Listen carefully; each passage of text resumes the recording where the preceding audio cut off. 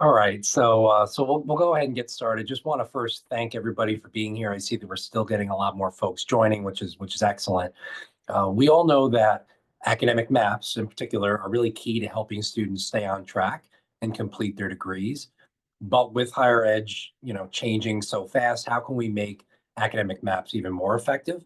And that's what today's session is truly all about. So we're very pleased to have joining us today Nikolas Huot, who's here to break down the role of academic maps, tackle common challenges, and introduce a purpose-first approach, one that uses AI to personalize guidance, predict student needs, and make advising smarter. So you're going to walk away with practical strategies to build dynamic AI-powered maps that don't just keep students on track, but also help them connect education to their careers. So please, everyone, join me in warmly welcoming Nikolas Huot.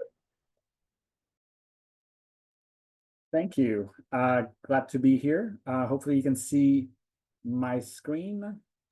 Yes, looks great. Perfect. So I'm Nikolas Huot, as Keith mentioned, Assistant Vice President for Institutional Transformation at Complete College America. Before coming to CCA, I was at Georgia State University. I always saw the first-year experience, student success, and I was also a college scheduler. So we'll talk a little bit more about scheduling, just more as a what a great way to actually, how maps can actually support scheduling practices, even though I do know that you have a webinar next month dedicated to this.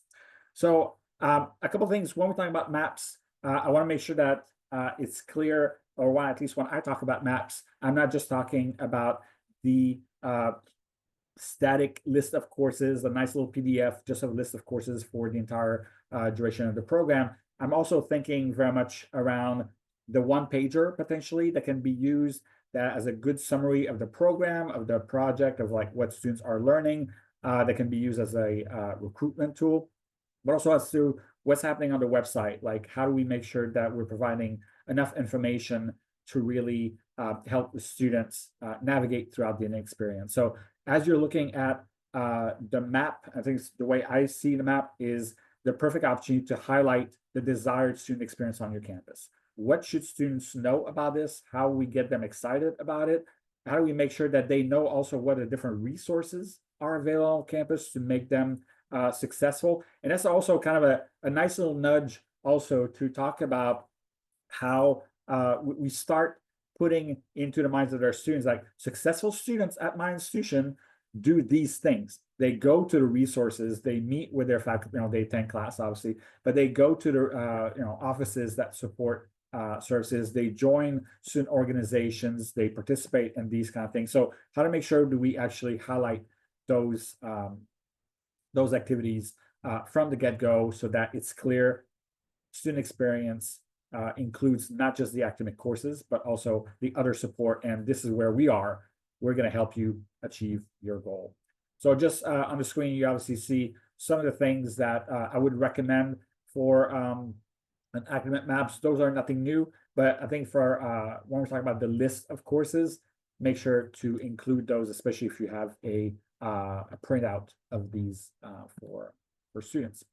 So I'm sure that if you're here today, you probably have looked at your maps recently, but if not, now's the perfect, well, maybe not now, but maybe in 55 minutes would be a good time to actually start looking at them. I would also invite you to ask other folks in your offices and across your campus to look at your maps, and just ask a couple of questions, like, what do you call them? And how would students know on your campus what to look for? Like, are they academic maps? Are they degree plans? Are they career pathways? Whatever you call them, how do we know? How do we actually communicate that to our students? How do they know that it exists? Where are they located? How many clicks does it take to actually find those maps? You probably know, because you know the jargon, you know what to look for. How would students know that the maps exist, and also how to actually get to them? Because let's be honest, our websites tend to be a representation of the institutional structure, not of the student experience. So how do we make sure that those maps, if they are central to the student experience and good representation, that they are easily found, and that they are also ideally pointed to from a lot of different offices, so from academic departments, student affairs, enrollment management, and so on and so forth, enrollment services, career services. How to make sure that they're also point to where your maps are located. Now's a good time also to look back at are the courses still relevant. I talked to a lot of faculty members who somehow pride themselves like, man, we keep adding so many courses. It's so cool. Like, great. Are the maps actually representing what you are currently offering? Are the maps, the courses that are in the maps are still offered? I've had departments like, oh, we haven't offered this course in like 4 years. So why are they still in the maps? So now is a good time to do this. The order of courses. Have you looked at how students are actually graduating in your different programs? Are they actually following the list of courses semester by semester, or are they jumping back and forth between those preferences or what you see on the list of courses? And maybe asking, well, why is that? Is it a scheduling issue? Is it a course offering? Is it a availability? What is it that actually, why students are actually jumping back and forth? And what potential problems does that cause when students are actually moving back and forth in the list of courses? Different things, obviously, like, what is missing and what information is available. A couple things before we start looking at different maps. I would also encourage you to look at specific data that can help you identify what needs to be added on the maps, and obviously what other services and approaches need to complement the use of the map. So do you know how many hours your students take to graduate? How long does it take? Have you looked at the demographics changes between entry and completion? So you may have hey, we have a great initiative for women in STEM. So we're recruiting a lot of students, a lot of women to join STEM programs. How many of them are completing?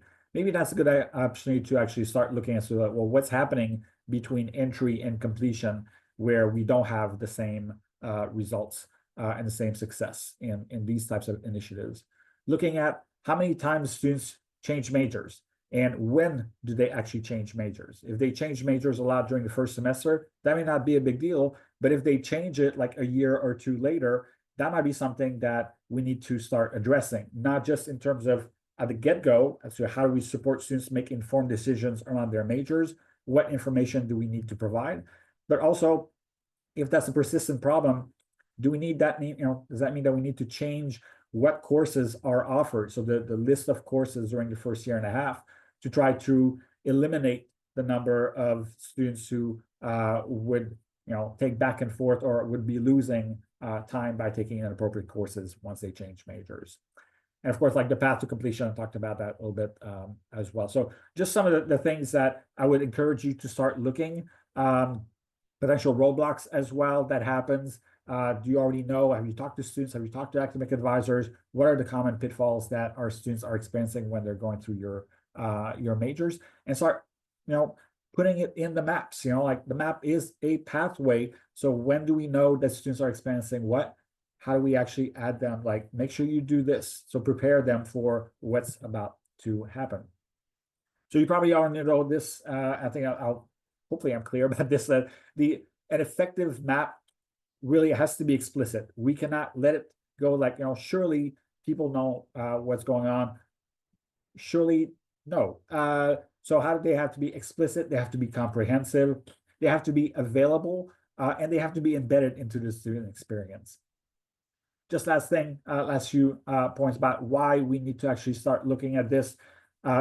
First of all, maps are great tools for students in general. So I think that how do we actually make sure that the students have access to them and count them, because it can be an amazing opportunity for them to receive valuable information.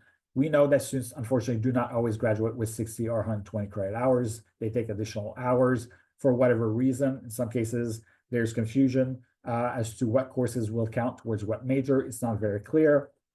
Some of the policies and so the messaging in the catalog talk about confusing, and also, do students even know that the catalogs exist? I think that what I tend to say is that the only people who know about the catalog are the people who edit the catalogs.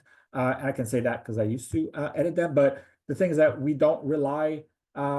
should not rely on students finding the catalog and try to make sense of those kind of things. We all know that, higher education is under attack about and there's the perception of the value and the relevance of college degrees going down. This is a perfect opportunity to highlight the relevance about what you're going to learn, why you should be excited about this.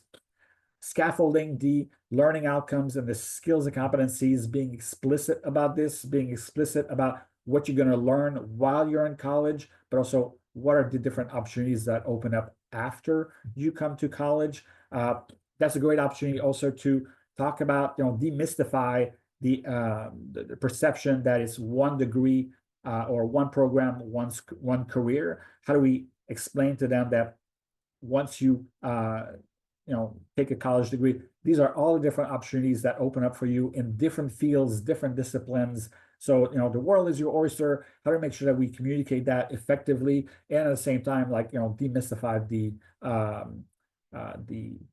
hidden curriculum, because I think we can't assume again that all of our students come in, know how to college, know everything that is to know about college and where to go, what questions to ask, and so on and so forth. So I think the map can be a great pathway and can be a great tool to help achieve those kind of things. But the map is not and should not just be for students. This is something that, to me, I'm very passionate about. The map should be an effective and a working tool also for folks at the college level. So not just from an advising perspective, but also recruitment. So are you able to synthesize and summarize what you have for every single program into something, very nice, very glossy, like a nice one-pager that showcases what exactly students are going to learn, why they should be excited, why should they join, and so on and so forth from a recruitment perspective, and also from a scheduling perspective. So do you know how many students you have in that major? First, do you know where they are in the program? Second, do you know what, and how many seats you need next semester to make sure that they are still on track to take the right courses to get to the end product? So looking at those data points will help also with the scheduling, so that we're not simply doing fall to fall, spring to spring with a few changes here and there. Let's look at the map as actually a tool that we know, and that we can use to schedule the right courses effectively to make sure that students are progressing in their major. And I think, again, now is the perfect opportunity to have conversations on campus. Like, while you're looking at your maps, is it the right math for the program? What are the different milestones? Do we actually identify the milestones in different programs, the preferred grades? Obviously, if you've had a conversation with EAB, you may have seen those kind of conversations looking at predictive analytics, that if a student has a C in an intro course in that major, what are the chances of success? So how do we actually identify those things? How do we, build the early alert systems to support that? And also, how do we be explicit? How we're make sure we're explicit with the students around those kind of things, as well as learning outcomes and potential policies around this. And I'll talk a little bit more about that. So I'm sure I hear that all the time, like, yeah, we have great maps. Students still don't follow it. Well, there are a couple of issues with that. One, how do students know about the maps? That's probably one of the things.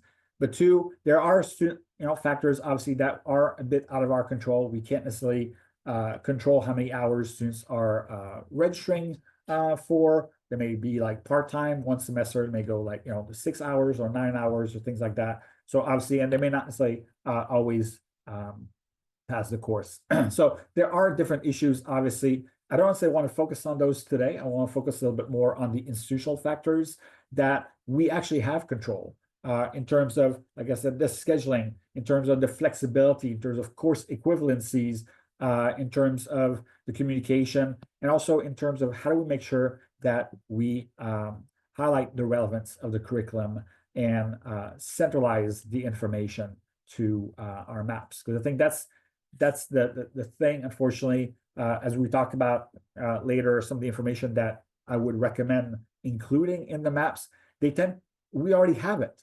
It's just all over the place. You know, some of it is in career services, some of them is in academic affairs, in the colleges, in enrollment services. How to make sure that, you know, we put that in a central place and not, you know, cross our fingers and hope that the students click on the right link to get to the right information as we move along. So I don't want to talk about so much as the student factors, much more on the institutional factors. And just to be clear, when I put advising challenges, I'm not putting that just on the academic advisors. It is an advising challenges that the entire campus needs to address a little bit more. So some of the things, as you're looking at the maps, how we are explicit and how we clarify? Are there hidden prerequisites included in the requirements? Are there any inconsistencies? So one example, I was working with an institution in the core. They had the option, students had the option to take either math modeling or college algebra. And it was clearly stated in the policy that either math course will count towards graduation, which is great. And then you look back at the third year course, there is one course that is required for every single student. And that course prerequisite is college algebra. Well, then it's a false option now. Like the students who choose to take math modeling are going to have to come back and take an additional math course to actually be able to take the course. So this is not, this is an opportunity that it was hidden until basically we start looking at those kind of things. It's not usually well listed in the curriculum. So either we change the policy in terms of what math course are really required. Either we look at, is college algebra really the appropriate prerequisites for that particular course, or is there another course that we need to maybe identify that would meet the same needs as the course for that has the college algebra as a prerequisite for those students who took the math modeling. So let's look at those kind of things. What are some of the roadblocks, unnecessary roadblocks around this? The appropriate order. When's the last time we actually talked to our students and to academic advisors to see how students are actually taking these classes? When are they registering for these particular courses? What are some of the milestones? I think that not always the bad ones, but the good ones. How do we celebrate some of the milestones? Like, hey, we're happy, like, you know, you're halfway through around these kind of things. You've identified these particular courses, you've gained these skills, these competencies, you're halfway there, keep it up for next semester. Let's make sure that, you know, you're prepared for these things and so on and so forth. We mentioned AI at the beginning. So let's talk a bit more about how AI can actually help you with addressing some of those kind of things. You'll notice there are two different colors. And by AI, I'm being very generous here, like AI and technology in general. So when it's AI in red, those are mostly technology that or tools that ChatGPT, for example, may not be able to actually accomplish. So you may need somebody like a different technology vendor who can actually help you. And in some cases, you probably have them in some cases already on your campus. So for the order, you can definitely look at, you can look at historical data to see how are they actually progressing towards their majors, their pathways.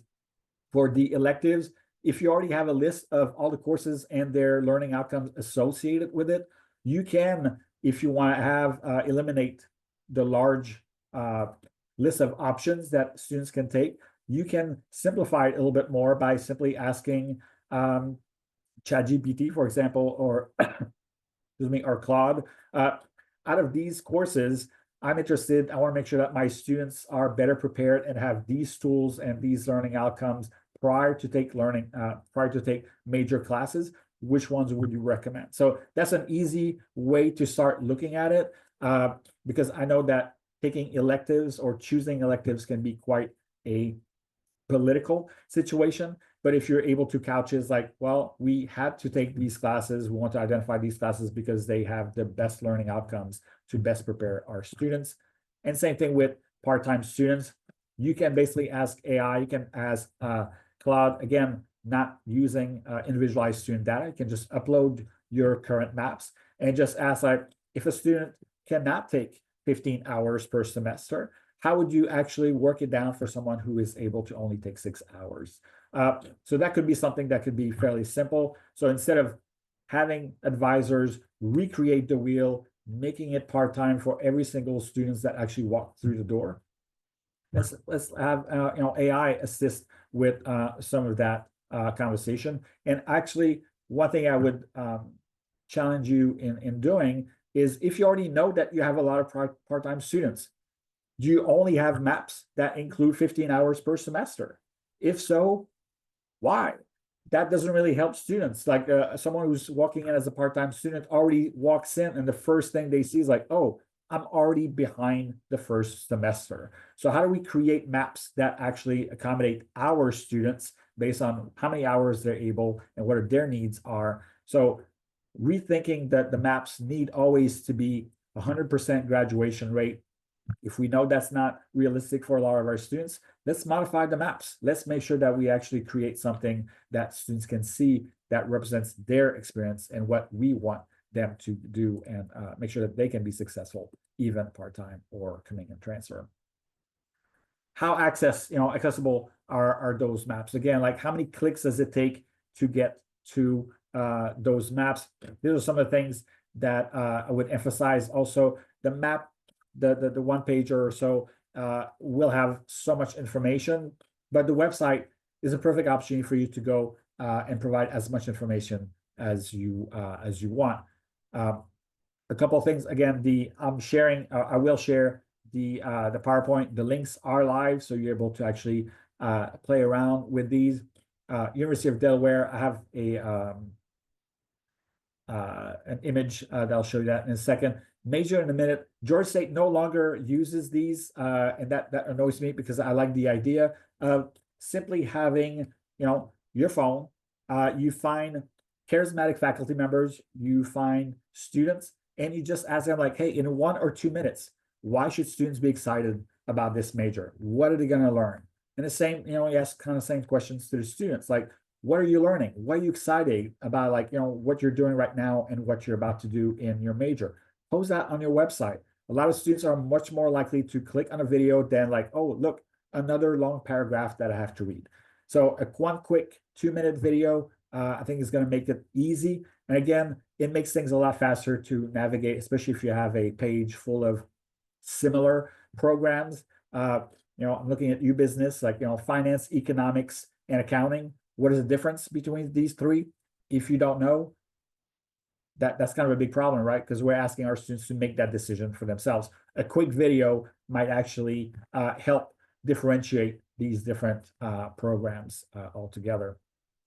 And one thing I really like about Utah is that they also include the co-curricular experience, something that you'll see also in at Marshall University, that what else students need to do to get the best out of their experience while on campus. What are the things that they need? What are the services and activities they need to join to make sure they are successful and get the most out of their time here in college? So just in case, just in time, again, predictive analytics can be a great idea or a great tool, so you can see where are the roadblocks, what happens, and then you can actually add services. You can be more explicit. You can obviously communicate to advisors and faculty members, like, to help prepare students, but also determine, like, what are the resources that we already have on campus that we can actually make available to our students.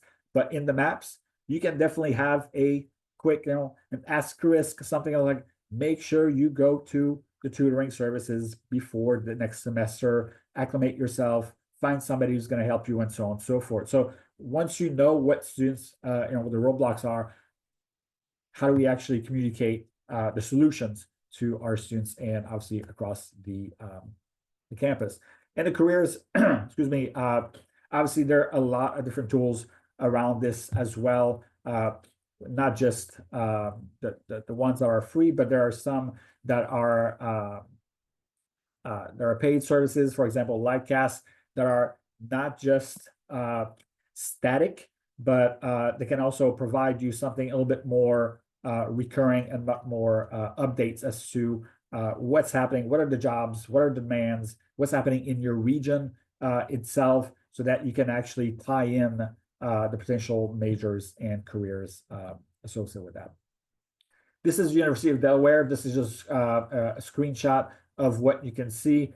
This is one click, by the way. If you go on their main website, you hover, and one of them says something like career after, University of Delaware. And this is what you see. You can select which college, which degree, which department, and then you see how many are currently employed or pursuing different education.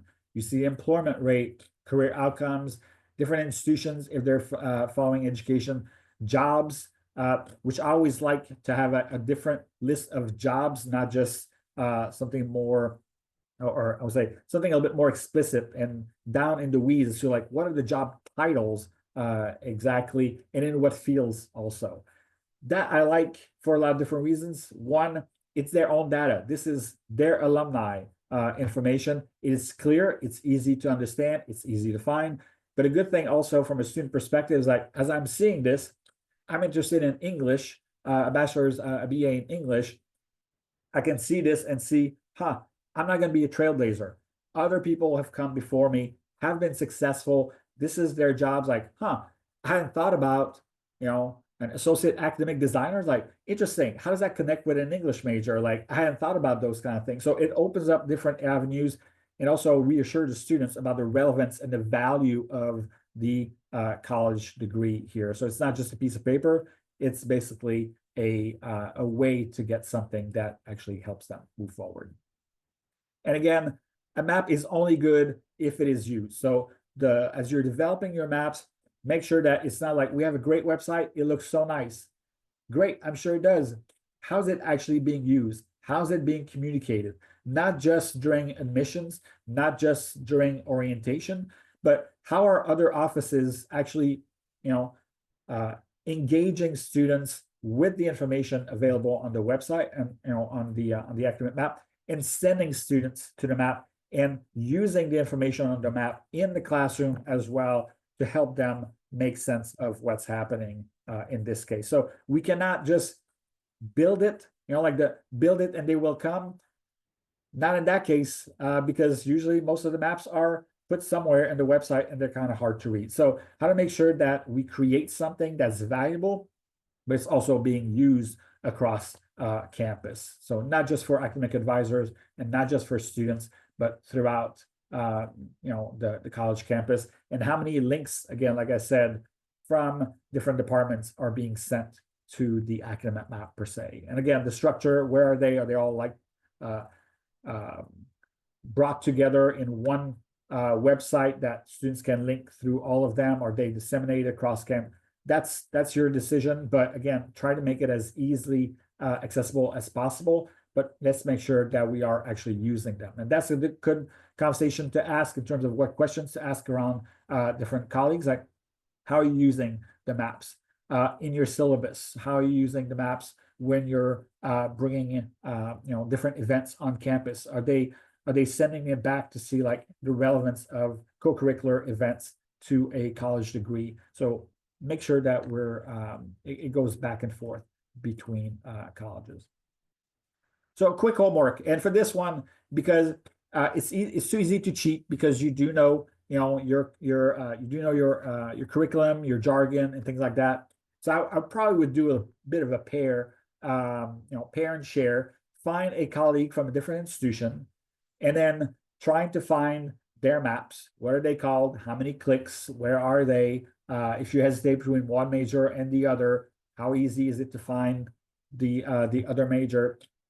Find the information out there, trying to schedule your courses. So if you're a prospective student, how easy would it be to actually find that information in terms of courses?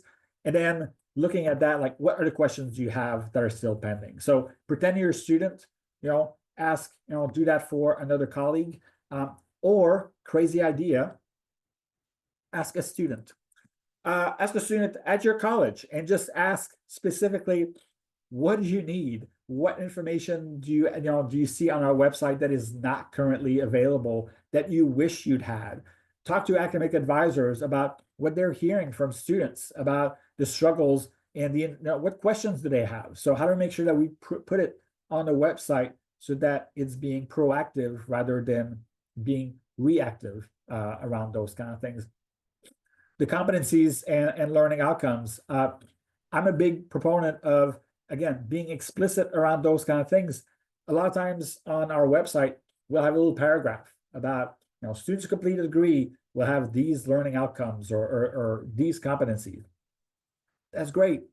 But you mean that I have to achieve those, those learning outcomes or those skills only once I've completed them? Probably not. There's a scaffolding, there's a ladder of, competencies that I'm building as I go. So how about actually, again, being explicit? After the first semester, after the first year, you will have achieved this level of competencies in these particular areas. So show, again, the growth as the students are progressing in your major and your degree, so that students are understanding, again, the relevance, the value, and are able to articulate by the time that they finish when they talk to a potential employer about what have you learned? What have you learned? It's not just say, well, I got my degree, I got my piece of paper, and I've took these classes. Employers don't really talk about learning outcomes, language, they talk about skills and competencies. So how do we scaffold, or not only the learning outcomes and skill and competencies, but how do we crosswalk, in some cases, the learning outcomes with skills and competencies so that we use the same language and we're being explicit. In the maps, ideally on the syllabus as well, but how do we identify those kind of things so that we best prepare our students moving forward? And the last point that we'll identify is like the pairs of courses. Like I said, I used to be a college treasurer and also used to build blocks of courses for our students in learning communities. And our advisors would come back to me and like, do not put these two classes together. Like those two are heavy reading classes and students are struggling to find, to keep up with all the reading in both classes. So great to know. So do we have those classes that we know that in some cases cannot and should not be in the same classes and in the same semester, but other classes that are beneficial when they are actually paired? So when you are changing the map to a part-time for part-time students, how do we make sure that we keep those two classes together? It helps with scheduling, it helps with student progress, it helps with student success as well. So having those conversations as well will help a great deal to best prepare our students, but also what information and how we share it with our students. So a couple of points that hopefully, and I looked through some of the maps that you have on campus, across your different campuses. I think for the most part, you have those. Again, is how do we actually communicate this? How do we use this? How do we present it? So what information do you have about the program? So how to make sure that it's clear, short, sweet, about why should students pursue this major? Why they should be excited about this this major over the about another. So this is where I think the short video can help a great deal. Elevator speech, whatever it is. What policies that the students need to know. And again, you need to remember, the MAPS is not just a tool for the incoming first-time, full-time in college student. The map should be representing the entire student experience. So the policies, when do they need to apply to our students? When do students need to be aware of them? Where do we actually put them in there? What are the preferred genetic courses? We talked about this. And also, what are some of the actions that and prefer actions that we want our students to do? So eliminate the if you know, you know. All students should know. And I think it's our job to make sure that they do know. So how do we how do we share the information around this in the maps? And again, this is where some AI can really help around this. You can easily go into your catalog, copy and paste some of the policies, put it in ChatGPT and say, can you clarify this? Can you eliminate the jargon? Can you summarize this into less than, like 2 sentences or something like that? This is a great tool. I think that, AI and ChatGPT can do this very easily, and not just for policies. You can look at your entire website and say, like, look at this page here. Can you eliminate the jargon? Can you make it clearer? Because there seems to be confusion about like what we're trying to convey in this on this website. So AI can do that, ChatGPT, Claude can do that without any problems. And the same thing in some cases around the around events that's happening on campus. That how do we make sure that we made the connections, the recommendations for students? If you do have a chatbot, for example, is there a way to actually have kind of a training tool about how students should be using it, but also keeping in mind that the questions, and encourage students to ask not just about like, where is this location, or like, can you make sense of this policy, but also like, what event should I be attending to support this, to best, make the most of my college experience while on campus. So give prompts to students, encourage them to use the AI, encourage them to use the chatbot, or even Claude or Chat GPT. Just like, hey, ask them this. That can be a great outreach. Just like, when's the last time you've asked Chat GPT this? So ask them to include this, and obviously the tools and the prompts rather would be around their student success, and some of the things around events and recommendations can easily be used and done through free AI tools. Again, other more holistic program information around the employment information, skills and competencies. I talk about, crosswalking learning outcomes to skills and competencies. That's fairly easy to do, especially if you have like a list of competencies and you're able to make equivalencies on your different programs. What are stackable credentials as well, and long time or cross or continuing education programs that you can actually see. Take these particular courses, go on a job, come back, take these additional courses. You're going to get additional certifications, additional jobs, and so on and so forth. So how are we being explicit around those things and put that out there so that, again, the information is easily available and understandable. So some other tools that I probably would recommend. There are, again, the current labor market realities. Dallas College, I think, is interesting. They actually have an office that is dedicated to this and sharing their data around regional around Dallas in terms of labor market and other things. So that's kind of interesting as well. What are the skills and competencies I mentioned about the crosswalking that you can do if you have like different tables and different databases around learning outcomes and ideal skills and competencies, and the stackable credentials. Excuse me. That's something you can. Excuse me. Sorry, talk too fast. There are things that you can actually do as well if you're concerned about like identifying potential stackable credentials. You can look at what are the, again, identifying. You can ask Claude, Chat GPT. These are a list of courses with their learning outcomes and skills and competencies. What are good groupings of courses that students would benefit in this particular industry, especially if employers are looking at these particular tool, skills and competencies. So you can, again, that is a good first step that AI can help you identify potential stackable credentials based on learning outcomes and skills and competencies. And this is just a representation, again, from Dallas College.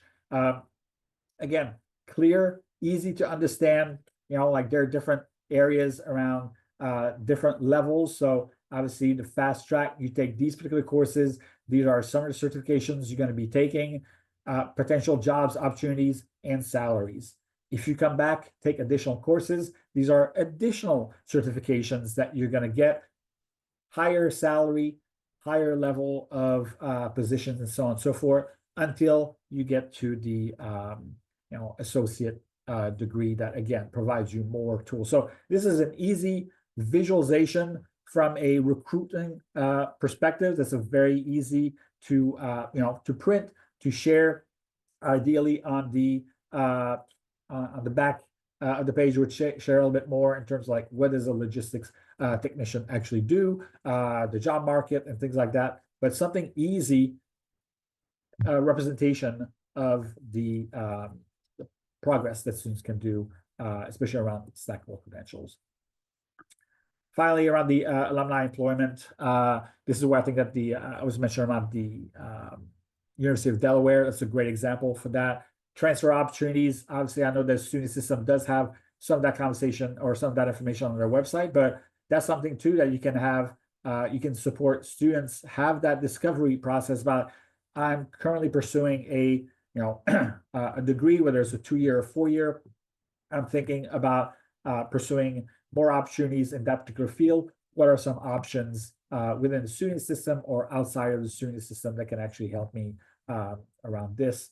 And the same thing around, the co-curricular opportunities. So what are some activities that you would recommend? And this is a great opportunity from University of Marshall's. So this is the back of their one pager. The first page is just the list of courses with some of the milestones and so on and so forth. But on the second page, it does have some involvement opportunities for a finance major during the first year. These are some of the activities that we recommend that you're doing. Again, they're modeling what a successful student at Marshall is doing.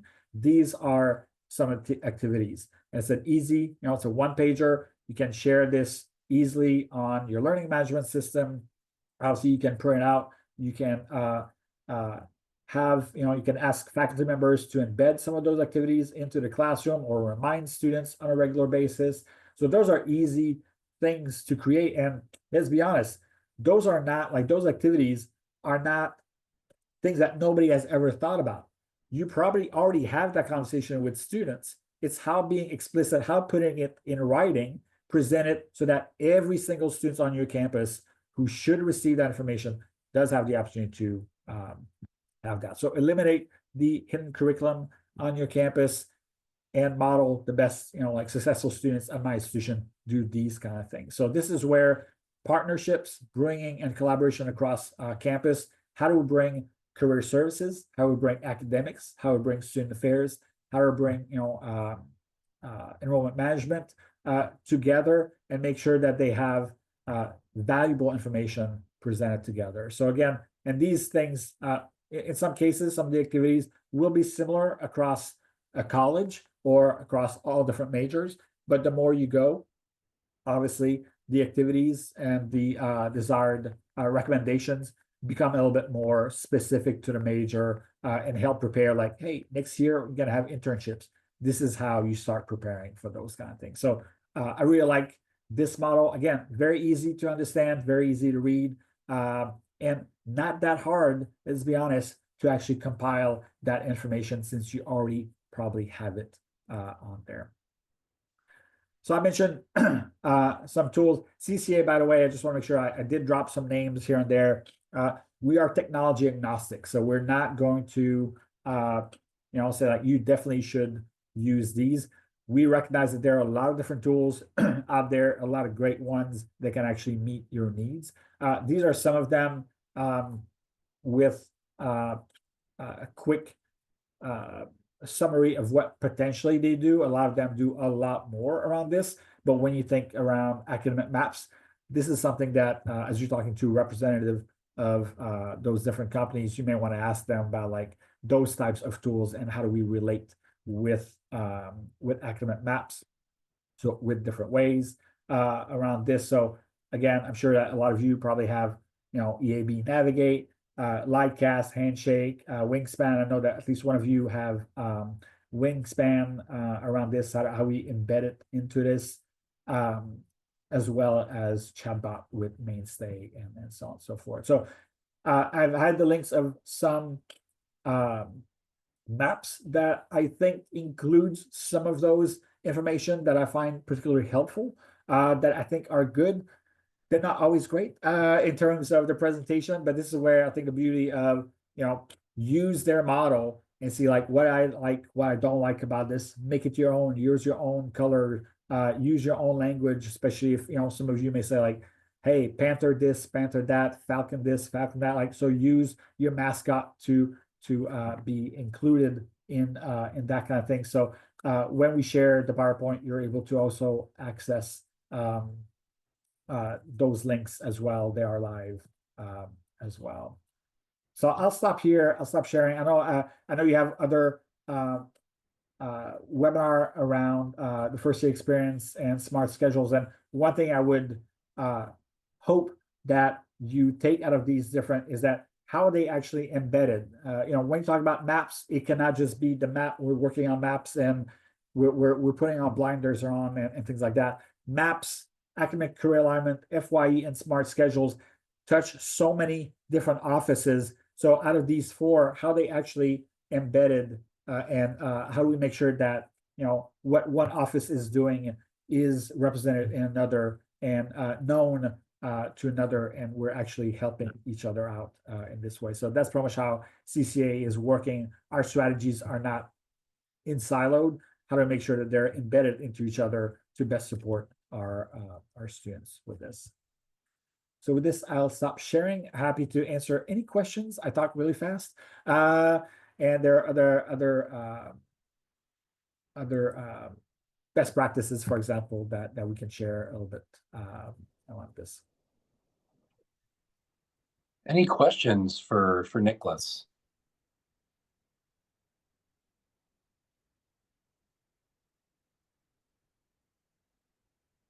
I know most of you are probably eager to receive the PowerPoint so that you can kind of, click around and visit some of those other websites. I'm not sure, Justin, if you came off camera to ask a question or just to come off camera. Either way, if folks have questions, drop them in the chat. I'll give everybody another minute to think on it.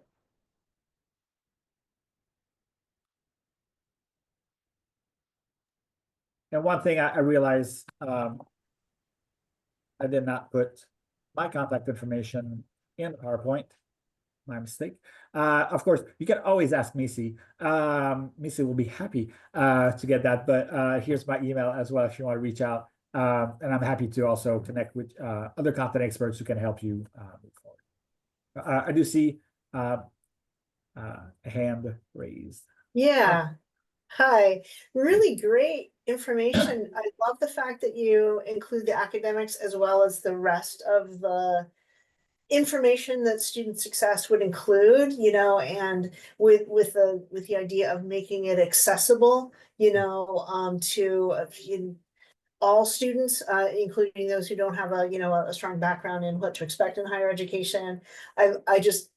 And then the career stuff as well. I mean, it's really a cool way to think about this as a package for planning. And I also love the way you talk about the fact that it needs to be communicated to students, but also internally to the staff and faculty at the school. It's a really cool way to think about it. So thanks for pulling all those pieces together. My pleasure. And I think that as to your last point, I didn't include all the different information in the past, but when you're looking at the curriculum and the maps, you can also ask some questions about like, what is your process for changing the curriculum?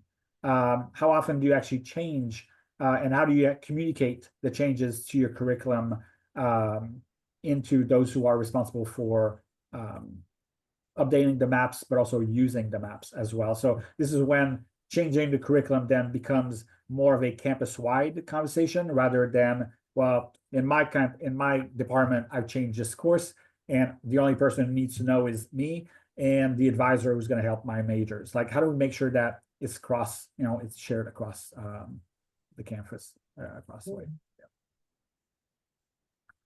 And to Lori, to answer your question, absolutely. All registrants are going to receive a copy of the recording as well as the presentation. So that'll be sent out.